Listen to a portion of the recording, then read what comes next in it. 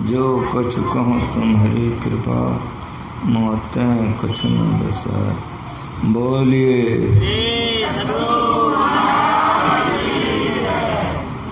एक बार हमरे मन के लायक कहिए श्री। सत्संग में पधारे पितरात्माओं,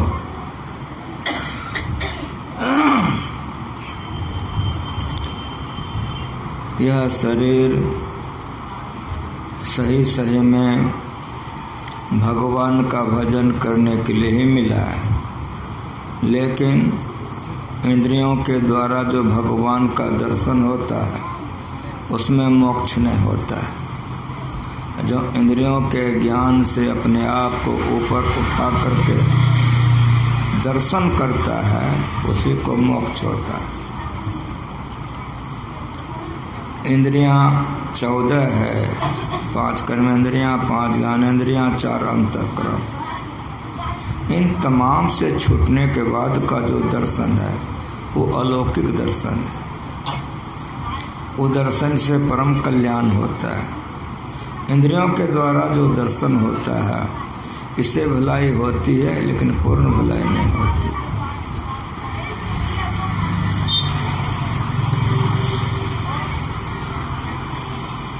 इसलिए इस ज्ञान को समझिए। अरे वो बच्चे लोगों को शांत करो, वहाँ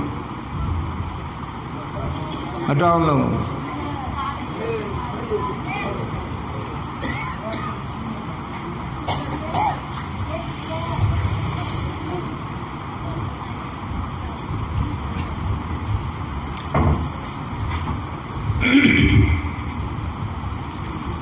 जो इंद्रियों के द्वारा दर्शन होता है वह दर्शन माया का होता है, और जो इंद्रियों के ज्ञान से अपने आप को ऊपर उठा करके आत्मा के द्वारा दर्शन करता है वो दर्शन अदर्शन नहीं होता। आप लोग कैसे समझिए? सुनिए, महाभारत की लड़ाई खत्म हो गई, युधिष्ठिर की जीत हुई, राज्याभिषेक हो गया, युधिष्ठिर जी चक्रवर्ती सम्राट बने। लेकिन शांति नहीं थी, रोते थे। क्यों रोते थे? तो लड़ाई में इतने लोग मारे गए थे, इतने लोग मारे गए थे। घर में विधवा, गांव में विधवा, नगर में विधवा, विधवा विधवा, इतने मारे गए थे। सब जगह रुलाई रुलाई होती थी। युधिष्ठिर जी महाराज राजा तो बने, लेकिन शांति नहीं, रोते थे। बराबर यहाँ समझिए, रथ चला करके लाई करा करके जीत करा दिए, राजा बना दिए, शांति मिले। सारी खींचने के समय में भगवान बचा दिए, लेकिन अंतिम में क्या हुआ? इसीलिए रामायण पढ़ना चाहिए, महाभारत पढ़ना चाहिए, गीता पढ़ना चाहिए, संतों के ज्ञान को पढ़ना चाहिए। जब बहुत रोने लगे तो वेद व्यास जी प्रकट हो गए। वेद व्यास जी ने कहा, वत्स क्यों रोते हो इतना? कहा, बहुत पाप किया हूँ, बहुत लोग मारे गए। कहा, सब पापी को तुमने मार दिया, कि पाप नहीं हुआ, तुम्हारा धर्म हुआ, तुमने बढ़िया काम किया है। कहा, पितामह मन नहीं लगता है। कहा, यज्ञ करो। तो कहा कि जब कैसे करेंगे, हमारे पास पैसे नहीं है। दूसरे राजा के सहायता से हम लड़बेट किया। तो ले गए एक जगह पहाड़ पर, का यहाँ खोदो, अनुष्ठान करो और ये धन ले जाके जप करो। तो विश्वास किया, अनुष्ठान किया, खुदाई किया, बहुत धन मिला, उससे जग किया। ये कथा गुरु महाराज कहते थे। उनका प्रवचन जो पढ़ते हैं पढ़िएगा ही। ये कथा कह के गुरु महाराज जी कहते थे कि वेद व्यास के बात पर युधिष्ठिर ने विश्वास किया, अनुष्ठान किया, खुदाई की तो धन मिल गया, जग किया। उसी तरह से गुरु महाराज के बात पर हम लोग विश्वास करेंगे, भजन भेद लिए हैं, पाप नहीं करेंगे, अनुष्ठान करेंगे, मानस जप, मानस ध्यान, दृष्टि योग, अनुसंधान, अनुष्ठान है। जो ठीक ठीक भजन करेंगे तो परमात्मा की प्राप्ति होगी। जैसे वेद व्यास के नज़र में वो धन था, पांडव के नज़र में नहीं था। पांडव के लिए वो अज्ञात था, वेद व्यास के लिए ज्ञात था। उसी तरह से गुरु महाराज जी के लिए परमात्मा अज्ञात है, हम लोगों के लिए अज्ञात है। जैसे उनके वचनों पर अनुष्ठान किया, धन मिली, उस तरह गुरु महाराज के वचनों पर हम लोग विश्वास करके ध्यान करेंगे तो परमात्मा की प्राप्ति हो जाएगी।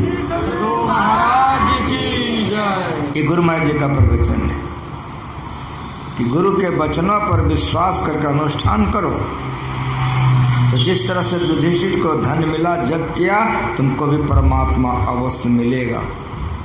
जग की समाप्ति हुई, कुछ दिन तक जग में जब तक लटपटा के रहे, फिर युधिष्ठिर जी का मन नहीं लगने लग गया, बड़े चिंतित रहते थे।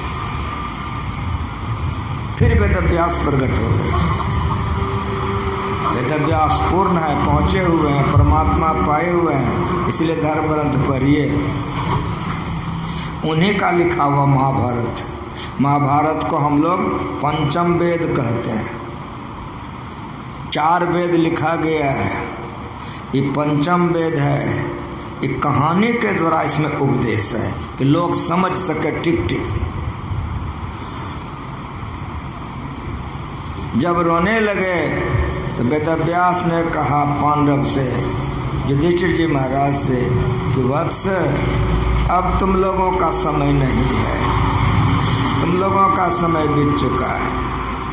ये कह करके वेद व्यास अंतर्ध्यान हो गए। जब वेद व्यास अंतर्ध्यान हो गए तो युधिष्ठिर जी महाराज 5 भाई अपनी पत्नी द्रौपदी को लेकर के चल दिए, शरीर स्वर्ग जा रहे थे। कहाँ पढ़िएगा तो महाभारत का स्वर्ग आरोहण पर्व में एक कहानी है, पढ़ सकते हैं। 5 भाई पांडव द्रौपदी सशरीर हिमालय पर जा रहे थे। जाते जाते जाते जाते बहुत ऊंचाई पर गए, जा रहे हैं। द्रौपदी गिर गई, नहीं जा सकी स्वर्ग। तो भीम ने युधिष्ठिर जी महाराज से पूछा कि भैया, कृष्णा भगवान की लाडली थी, इस स्वर्ग क्यों नहीं जा सकी? तो भगवान ने कहा भीम से कि भाई, कृष्णा पक्षपात करती थी, तो पक्षपात करने वाले नरक जाते हैं, स्वर्ग नहीं जाते हैं। भीम ने कहा कि भैया, कृष्णा पक्षपात क्या करती थी? कहा हम 5 की उपपत्नी थी, लेकिन भीतरे भीतर अर्जुन को ज़्यादा चाहती थी, यही पक्षपात करती थी। 4 गो बेटा है, पक्षपात कीजिएगा तो कहाँ जाइएगा सोच लीजिए। 3 गो बेटी है तो पक्षपात कीजिएगा तो कहाँ जाइएगा सोच लीजिए। पक्षपात करने वाले नरक जाते हैं। बढ़िया से सुन लो, मनुष्य शरीर मिला है, सब तरह के तमाम पूर्ण ज्ञान गुरु महाराज सिखा के गए हैं, इसलिए पक्षपात मनुष्य को नहीं करना चाहिए। आगे बढ़े, जा रहे थे, नकुल गिर गया। जब नकुल गिर गया तब भीम ने पूछा युधिष्ठिर जी महाराज से कि भैया, नकुल क्यों गिर गया, इस स्वर्ग क्यों नहीं जा सका? का भाई भीम, इसको अपनी सुंदरता का अहंकार था। नकुल देखने में इतने सुंदर थे कि जब वनवास कालीन समय हुआ था, वस्त्र उतार के वे लोग निकले थे, तो जानबूझ करके नकुल शरीर में मिट्टी राख लगा लिया था। काहे? तो स्त्रियां देख करके पागल हो जाती थी, इसीलिए वो इतने सुंदर थे देखने में, कामदेव को मात करते थे। इसीलिए युधिष्ठिर जी महाराज ने कहा इसको अपनी सुंदरता का अहंकार था, इसीलिए स्वर्ग नहीं जा रहा है, नरक जा रहा है। खूब बढ़िया फैशन करो, सुंदरता का अहंकार होगा, नरक में जाओगे, कुकर्म करोगे। और आगे बढ़े, चले जा रहे हैं, सहदेव गिर गया। जब सहदेव गिर गया तो फिर भीम ने कहा कि भैया सहदेव क्यों गिर गया? का इसको अपने विद्या का अहंकार था, भूत भविष्य वर्तमान तीनों जानता था। ये लोग कोई साधारण लोग नहीं थे, बहुत ऊंचे तबके के लोग थे ये लोग। का इसको अपनी विद्या का अहंकार था, तीनों बात तो जानता था, लेकिन जब तक युधिष्ठिर जी पूछते नहीं थे, बताता नहीं था। तो छोटे का ये गुण होना चाहिए कि कोई भी काम है तो बड़ों को तुरंत बताना चाहिए, बड़ों से सलाह लेनी चाहिए। जो तुरंत बताते हैं, सलाह लेते हैं, उस पर बड़ों की कृपा होती है। जो अहंकार में रहता है, पूछने पर बताता है, नरक में जाता है।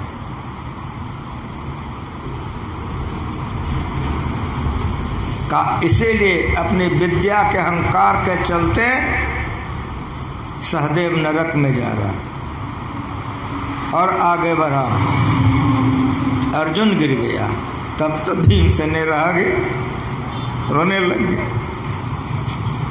भैया ये तो नर नारायण के जोड़ी थे, भगवान के ये सखा थे, सदा भगवान इसके साथ रहते थे, ईश्वर क्यों नहीं जा सके, ये क्यों नरक जा रहा है? तब युधिष्ठिर जी महाराज ने कहा, भाई भीम ये कह कर के काम पूरा नहीं किया। का क्या कहा था कि 3 दिन में महाभारत की लड़ाई हम समाप्त कर दें, लेकिन 18 दिन में महाभारत की लड़ाई समाप्त हुई। कह कर के जो नहीं किया, इसीलिए नरक जा रहा है। खूब बढ़िया से सुनो, महाभारत पंचम वेद है, कोई बात कह कर के नहीं करोगे पाप लगेगा, नरक जाना पड़ेगा। भीमे गिरने लग गया, जब गिरने लग गया तो रोने लग गया। भीम का भैया हमारे भी बताइए कि मैं क्यों नहीं जा सका, मैं क्यों गिर रहा हूँ। तब युधिष्ठिर जी महाराज ने कहा कि भाई भीम मेरी बात सुनो, उन लोगों में तो एक गलतियाँ थी, तुम में तो डबल था।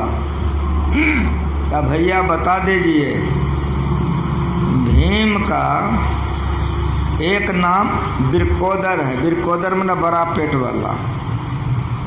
5 भाई भीख मांग के लाते थे, जमा करते थे, उसमें आधा आधी हिस्सा होता था, आधा भीम अकेले खा जाता था, आधा में चारों भाई पत्नी मिलके खाते थे। तो कहा गतिया का हक जो खाए दूसरे का हिस्सा, इसीलिए नरक में जा रहे हो। साफ साफ सुनो, सुनने आए हो।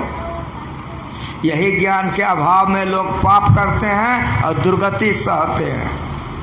इसीलिए सुनो बढ़िया से कि दूसरे का हक अगर यदि पचाओगे तो नहीं पचेगा, दुर्गति हो जाएगी, नरक जाना पड़ेगा। फिर कहा कि भाई सुनो, एक तो तुम ये गलती किए हो, दूसरे में तुमको 10,000 हाथी का बल था, तो तुम्हारे शरीर का अहंकार था तुमको, इस दोनों के चलते नरक जा रहे। अगर कोई मजबूत हो, स्वास्थ्य बढ़िया है, दूसरे को धमकी देते हो तो दुर्गति में जाओगे। महाभारत है जो मैं सुना रहा, मेरा गुरु सुनाया है। महाभारत पंचम वेद है, स्वर्ग आरोहण पर्व निकाल के पढ़ के देखो, ज्ञान होगा। गलती लोग नहीं करेंगे। जब जान जाते हैं गलती नहीं करना चाहिए तो लोग बचते हैं, और जो नहीं जानते खुलेआम पाप करते हैं, खुलेआम पाप करते हैं। चारों भाई पत्नी नरक चली गई। युधिष्ठिर जी महाराज अकेले बच गए।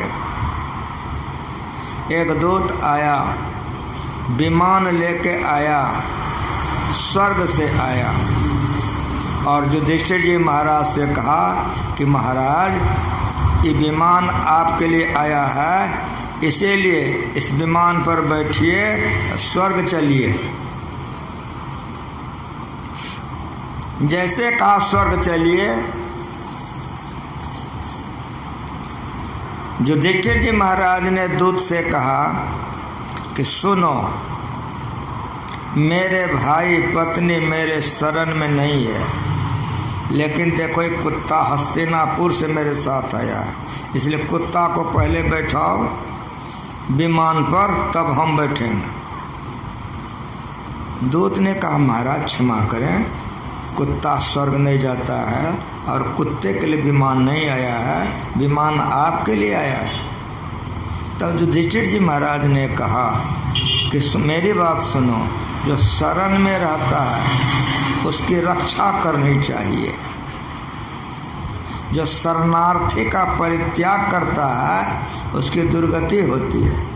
इसीलिए मेरी पत्नी भाई शरण में नहीं है, एक कुत्ता शरण में है, मैं इसको नहीं छोड़ सकता, तुम पहले इसको बैठा तब हम बैठेंगे। दूत ने कहा कि महाराज कुत्ते के लिए स्वर्ग को मत ठुकराइए, कि युधिष्ठिर जी महाराज का रुख करा हो गया। कहा दूत उपदेश करते हो, तुम्हारा उपदेश हमको नहीं चाहिए, विमान उठाओ चले जाओ स्वर्ग, तुम हमको नहीं जाना है स्वर्ग। जैसे कहा कि चले जाओ, कि तैसे क्या हुआ सुनिए, विमान लुप्त, दूत लुप्त, और कुत्ता जो था अपने रूप में प्रकट हो गया। तो स्वयं धर्म थे, परीक्षा के लिए आए थे। कहा कि मैं यक्ष बन करके तुम्हारा परीक्षा लिया था युधिष्ठिर, 100 प्रश्न को मैंने पूछा था, तो दूध का दूध पानी का पानी निर्णय किया था। यहाँ भी हम तुम्हारे परीक्षा के लिए साथ हुए थे, तुम 16 आने परीक्षा पास करके तुमको मैं धन्यवाद देता हूँ। जैसे बोले कि धर्म भी लुप्त हो गया। तब एक दूत आया और उस दूत ने कहा कि हे नरोत्तम, आप मेरे साथ चलें। युधिष्ठिर जी जाने लगे, बढ़ते जा रहे हैं, अंधियाली बढ़ती जा रही है, बढ़ते बढ़ते इतनी अंधियाली बढ़ गई कि हाथ का हाथ नहीं सूझने, घोर अंधकार। उस घोर अंधकार में बड़ी कारुणिक आवाज, कोई है, मुझे बचाओ, जला रहा है, कोई है, बचाओ, चिर रहा है। इस तरह की कारुणिक इतनी आवाजें कि करुणा से युधिष्ठिर जी भर गए। इतनी दुर्गंधी कि लगा कि नाक फट जाएगा। युधिष्ठिर जी महाराज बड़े बेचैन हो गए, वो आवाज से और दुर्गंधी से, अधिकता कुछ नहीं है, घोर अंधकार। युधिष्ठिर जी महाराज ने कहा दूत, तुम हमको कहाँ ले जा रहे हो? तब दूत ने कहा, सुनो बढ़िया से, कहा हे नरोत्तम क्षमा करें, आपसे भी गलती हो गई थी। असस्थामा नरो हतो वा कुंजरो, जीवन में आधा गो झूठ बोला है। को बढ़िया सुनो, सुनने आए हो, इसलिए मैं कहा था जो शशांक है रात में सुनाए नहीं। किसी विषय को मेरा गुरु जो सिखाया है मेरे हृदय में बड़ा बैठा हुआ है। दंत कथा ने प्रमाण के साथ गुरु महाराज सिखाया, आप लोग सुनो। पूरे जीवन में आधा गो झूठ बोला था, आधा गो, ये गो नहीं, आधा गो। वो आधा को क्या बोला था? जो महाभारत पढ़ते हैं, समझदार हैं, बराबर सत्संग करते हैं, असस्थामा नरो हतो वा कुंजरो, युधिष्ठिर जी ने कहा था। राजनीति के पेच में आकर के, दबाव में आकर के युधिष्ठिर जी आधा झूठ बोले थे, अभी नरक में है। कहे नरोत्तम क्षमा करें, आपसे भी गलती हो गई थी। आपने छल युक्त वचन कह करके गुरुपुत्र का वध करवाया था, इसीलिए देवराज इंद्र का आदेश था कि युधिष्ठिर को छल से नरक ले जाओ, लेकिन जहां वे बेचैन हो जाएं वहीं से लौटा लो। तो अब आप लौट चलिए। समझ में आ रहा है क्या सुना रहा हूं? मूर्ति का पूजा, अगरबत्ती ने सुना रहा। जो भगवान के साथ जीवन बिताया है, फोटो का पूजा नहीं कर रहा हूं हम, मूर्ति का। भगवान के साथ पांचों भाई पांडव थे कि नहीं, जानते हो कि नहीं जानते हो? और देखो पांचों भाई पांडव नरक में। द्रौपदी का साड़ी खींचने से बचा दिए, लेकिन पाप के थे, नरक जाने से नहीं बचा सके। अर्जुन का रथ चला के जिता दिए, लेकिन नरक जाने से भगवान ने बचा सके। पाप करोगे नरक जाना पड़ेगा। साधन धाम पड़े न दिन में, जैसा साधन करोगे वैसा भोगना पड़ जाएगा। कन्या नहीं बचाएगी, नहीं दूल्हा बचाएगा, नहीं माँ बचाएगी, नहीं बाप बचाएगा, न मुखिया बचाएगा, न राजा बचाएगा, न सास बचाएगा, न ससुर बचाएगा। सुन लो, दुनिया का कोई ताकत नहीं जो तुमको बचा सके। इसीलिए नाम सिमर ले नर बाबरे। मेरी बात सुनो, ईश्वर का भजन करो, पाप नहीं करो। सदानंद रे, शरीर रहने वाला नहीं है। जो भगवान के साथ में थे, भगवान विपत्ति में कितना साथ दिए हैं, संगे संग भगवान रहे हैं, लेकिन पांचों मर के नरक चला गया। इसलिए पाप नहीं करो, पाप से डरो। अगर पाप से डरोगे तो पाप नहीं करोगे, अब पाप से नहीं डरोगे तो पाप करोगे, नरक जाओगे, दुर्गति हो जाएगी। कहा हे नरोत्तम चलें आप। जैसे एक के पैर तो वो पीछे किए हैं युधिष्ठिर जी महाराज, कि उधर से आवाज आई, तुम कौन हो, जरा सा रुक जाओ, तुम्हारे आने से हमको शांति मिल रही है। कौन हो? नकुल। कौन हो? सहदेव। तुम कौन बोल रही हो? द्रौपदी। युधिष्ठिर जी महाराज ने कहा दूत से कि अब हम कहीं नहीं जाएंगे, जब हमरे रहने से इन लोगों को शांति मिलती है तो यहीं छोड़ दो। कहे नरोत्तम क्षमा करें, आप आगे बढ़ें, ये लोग भी आ रहे हैं। जो पापात्मा होता है, संत महात्मा के पास उसको शांति मिलती है। याद रख लेना, जो छाया में गया है तो शांति किसको मिलेगी? जो करकरिया धूप से आया है ना, छाया में आते उसको शांति। उसी तरह से दैहिक दैविक भौतिक त्रितापों से जो संतप्त है, पापों से जो ग्रसित है, वो साधु महात्मा के पास आता है, उसको बड़ी शांति मिलती है। जो युधिष्ठिर जी महाराज महात्मा थे, कहा हमको यहीं रहने दो। कहा नहीं नरोत्तम, नहीं, आप चलें, आपके साथ ये लोग आ रहे हैं। जैसे युधिष्ठिर जी को स्वर्ग ले गए तो स्वर्ग में युधिष्ठिर जी रोने लग गए। कहोगे क्यों रोने लग गए? तो जितना विपक्षी मर करके गया था, दुर्योधन आदि, कर्ण आदि जो विपक्षी थे, मर करके गए थे, स्वर्ग में मसलन तोड़ रहा था, मोह छाट रहा था। पैर जैसे स्वर्ग में रखा, युधिष्ठिर जी रोने लग गए। ये सारे के सारे स्वर्ग का आनंद ले रहे हैं, मेरा भाई मेरी पत्नी दुख भोग रही है। इसीलिए नरतन दुर्लभ देव को सबको एक पुकार, सबको एक पुकार, देव दे ही नहीं पावे। ऐसे मूर्ख लोग स्वर्ग की आस लगावे, पुण्य छीन जब हो स्वर्ग से नरक में आवे। घर में चारों खान पुण्य कही तायर जावे, तुलसी सतमत तद गए, स्वर्ग पर करे खकार। नरतन दुर्लभ देव को सबको एक पुकार। जो पाठ हुआ था अपराह्न, हम कह दिए थे इसका शशांक हम रात में कहें। स्वर्ग में भी शांति नहीं मिलेगी। युधिष्ठिर जी महाराज रोने लग गए। ऐसा हुआ क्यों?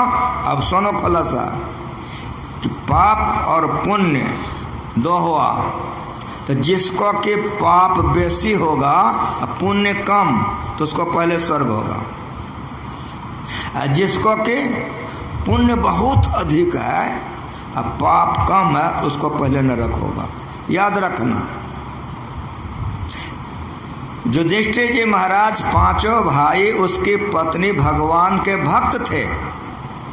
ये लोग पापी नहीं थे, ये लोग पापात्मा नहीं थे, ये लोग देवात्मा थे, लेकिन परिस्थिति विशेषवश इन लोगों से भूल हुई थी, इसलिए इन लोगों को पहले नरक मिला। अब ये लोग नरक भोग करके जो जाएंगे तो बहुत दिन विशाल स्वर्ग सुख भोगेंगे। और सुनो कि जिस तरह से इन लोगों से भूल चूक से पाप हो गया था, उसी तरह से दुर्योधन आदि लोगों से भूल चूक से कभी पुण्य हो गया था। जो पापात्मा होता है उससे भी पुण्य हो जाता है, वो भी कोई बढ़िया काम कभी कर लेता है। उसी तरह से इनसे कभी पुण्य हो गया था, इसलिए इन लोगों को पहले स्वर्ग मिला। अब मेरी बात सुनो, ये लोग सब के सब नरक से निकल के स्वर्ग गए हैं, और वो लोग सब नरक में अब आएगा, कितना दिन नरक भोगेगा वो भगवान जाने। मोक्ष मिला, यही पाठ हुआ था, साधन धाम मोक्ष कर द्वारा। मोक्ष नहीं मिला। क्यों नहीं मिला? भगवान के साथ में रहने वाले, भगवान के साथ में खाने वाले, भगवान के साथ में खेलने वाले, भगवान के साथ में लड़ने वाले नरक चले गए, स्वर्ग चले गए, आवागम में रह गए, मोक्ष नहीं हुआ। लेकिन मेरी बात को सुनो, जो गुरु से भजन भेद लेके ध्यान करता है वो पाप करवे नहीं करता, हरदम पाप से डरता है। और मेरी बात को सुनो कि जो गुरु से दीक्षा ले लिया है वो कहाँ जाता है? नरक सरग अपवर्ग निशैने, ज्ञान विराग भक्त सुख देने, ज्ञान विराग भक्त सुख देने। वह नरक और स्वर्ग दोनों को बात को समझो बढ़िया से। नरक सरग अपवर्ग निशैने, ज्ञान विराग भक्त सुख देने। जो भगवान का भजन करता है वो न नरक जाता है न स्वर्ग जाता है। याद रख लेना, अगर पाप किया है तो नरक में जाकर के खत्म हो जाएगा, यदि पुण्य किया है तो स्वर्ग में जाके खत्म हो गया है। लेकिन हमारी बात सुनो, अगर ध्यान भजन किए हो तो इस संस्कार जन्म जन्म होते होते ले जाते कहाँ हो रहेगा? ये संस्कार तुमको परमात्मा से मिला के परमात्मा बना के छोड़ेगा। परमात्मा बना के छोड़ेगा। इसीलिए नरक सरग अपवर्ग निशैने, ज्ञान विराग भक्त सुख देने। आपके शरीर में नरक में जाने का भी रास्ता है। कुकर्मों को खुलेआम कीजिए, नरक चले जाइए। शुभ कर्मों को कीजिए, स्वर्ग चले जाइए। लेकिन नरक स्वर्ग जाने के बाद आवागमन का चक्र नहीं छूटेगा। गुरु से भजन भेद लेके ध्यान करोगे तो अंदर में प्रकाश होगा। इस नगरी में तिमिर समाना, भूल भरम हर बार। खोज करो अंतर उजियारी, छोड़ चलो नव द्वार। सकर क्यों देर लगाई, चटक चढ़ो नव द्वार। ये मोक्ष का दरवाजा है। जो गुरु से भजन भेद लेके ध्यान करते हैं वे अस्थूल शरीर संसार से छूट जाते हैं। कैसे छूट जाते हैं? तो बिंदु ध्यान करते हैं। वे बिंदु ध्यान दरवाजा है, आज्ञा चक्र है। वो जैसे बिंदु में प्रवेश करता है अंदर में प्रकाश मंडल में चला जाता है, संसार छूट जाता है। गुरुमा जी का पदावली पढ़ो। गंग जमुन सरस्वती संगम पर संध्या कर नित भाए, दृष्टि जुगल कर अंगुल द्वादश पर तीर्थ धर ठहराए। प्राण असबंध बंद हो जाए, सांस प्रश्वास की क्रिया बंद हो जाती है। अपवर्ग में जाने वालों का समाधि हो जाता है, शरीर यहाँ बैठले रह जाता, आत्मा जाते जाते परमात्मा को पाके परमात्मा हो जाता है। यही काम मीरा ने की, सबरी ने की। दादू दयाल जी ने किया, गुरु महाराज के हम लोगों को ये समझाएं, तमाम कामों को करते हुए भजन भेद ले करके ध्यान करो। अगर ध्यान करोगे तो अपवर्ग में जाओगे, मोक्ष में जाओगे, मुक्ति में जाओगे, सदा का दुख छूट जाएगा। लेकिन एक के बार में हो जाएगा सो नहीं। करत करत अभ्यास से जन्मत होत सुजान, रसरी आवत जात से शिल पर परत निशान। जो गुरु से दीक्षा ले लियो खूब बढ़िया से मानस जाप करो, मानस जाप बन जाए तब मानस ध्यान करो, मानस ध्यान बन जाए तब बिंदु का ध्यान करो, अंधकार से प्रकाश में चले जाओगे। जब प्रकाश में चले जाओगे तब आवाज सुनोगे, जब प्रकाश में चले जाओगे आवाज सुनोगे, है आ रहे धुर से सदा तेरे बुलाने के लिए। इसीलिए अब नादानुसंधान करो। साधो शब्द साधना कीजिए, यही शब्द से प्रकट भय सब, सोए शब्द कह लीजिए। साधो शब्द साधना कीजिए। उसका उद्गम ऊपर में है, इसलिए सूक्ष्म से कारण में चले जाओगे, कारण से महाकारण में चले जाओगे, महाकारण से चेतन में चले जाओगे। लाह से लपेटी हुई लकड़ी है, लाह से लपेटी हुई लकड़ी है, चूल्हे के पास में रख दो तो चूल्हा का ताव लगेगा कि नहीं लगेगा? लगेगा ना। तो क्या होगा? तो धीरे धीरे वो लाह चुएगा कि नहीं चुएगा? तो चूते चूते की बच जाएगा?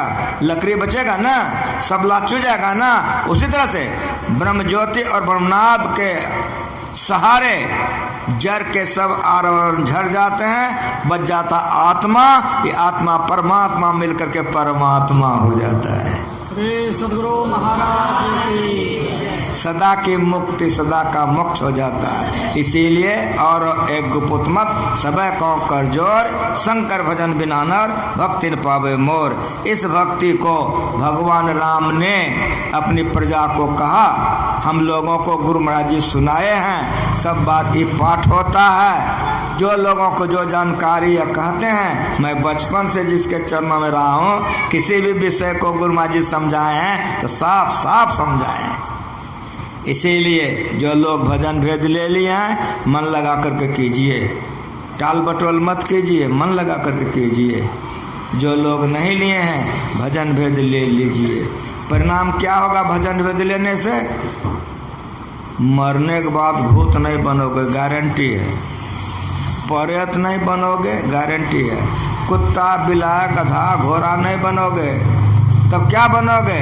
तो मर करके देवता बनोगे, बहुत दिन स्वर्ग में रहोगे। फिर वहाँ से आओगे तो मनुष्य का शरीर मिलेगा, जो भजन बाकिया करके भगवान को प्राप्त करोगे। भक्त बीज बिन से नहीं, जो जुग जाए अनंत। ऊंच नीच घर जन्म ले तो संत का संत। भक्त बीज पलटे नहीं, आन परे जो चोल। कंचन जो बिष्ठा परे, घटे नेता का मोल। इतना मैंने कहा, रात हो गई है। अब सब लोगों का मुंह कान हम देख रहे हैं।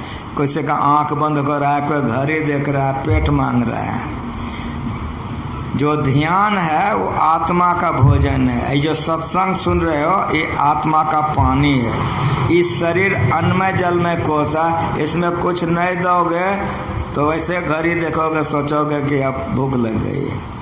अन्न चाहिए, पानी चाहिए, नहीं तो शरीर नहीं रहेगा। उसी तरह से ध्यान चाहिए, सत्संग चाहिए, नहीं तो आत्मा दुर्गति में चला जाएगा। इतना आप लोग आत्मा के लिए सुने। अब एक भजन सीताराम बाबा गाएंगे। आप लोग सीताराम बाबा से एक भजन सुन लीजिए, आरती हो जाएगी। तो पेट का व्यवस्था हो गया है, बन के तैयार है वहाँ। आप लोग सब कोई आराम से भोजन कीजिए, रात में जाकर विश्राम कीजिए, फिर सवेरे आइए। जो बचा हुआ ज्ञान है सवेरे आप लोगों को सुना के हम जाएंगे। बोलिए प्रेम से।